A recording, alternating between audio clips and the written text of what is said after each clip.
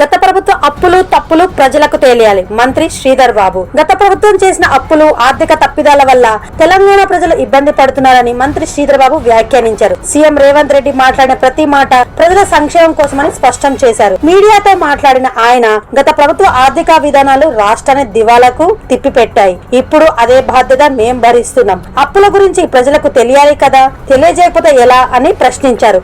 బీజేపీపై కూడా తీవ్ర విమర్శలు చేశారు. బీజేపీ పాలన చేతకాకపోతే దిగిపోవాలని అంటున్నారు. అయితే పహల్గాం దాడి వంటి విఫలతకు మోడీ బాధ్యత వహించాలనేమైనా మేము అన్నామా అని ప్రశ్నించారు. కేంద్రం ఇచ్చిన హామీలో ఒక్కటైనా నెరవేరిందా? విదేశాల పర్యటనతో పెట్టుబడులు వస్తాయా అని నిలదీశారు. హెలికాప్టర్ ప్రయాణాలపై వస్తున్న విమర్శలను స్పందిస్తూ ఇప్పుడున్న హెలికాప్టర్ గత ప్రభుత్వ హయాంలో అద్దెకు తీసుకున్నదే.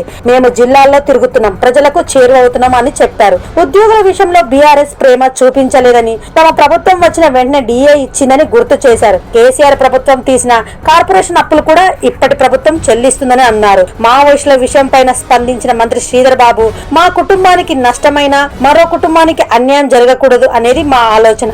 శాంతి చర్చలు తప్పు కాదు. మా ప్రభుత్వమే గతంలో చర్చలకు ముందుకొచ్చింది అని ఆయన అన్నారు. ఆర్థిక స్థిరత కోసం ప్రభుత్వం కృషి చేస్తోందని, ప్రజల శ్రేయస్సే తమ లక్ష్యమని శ్రీధర్ బాబు తెలిపారు.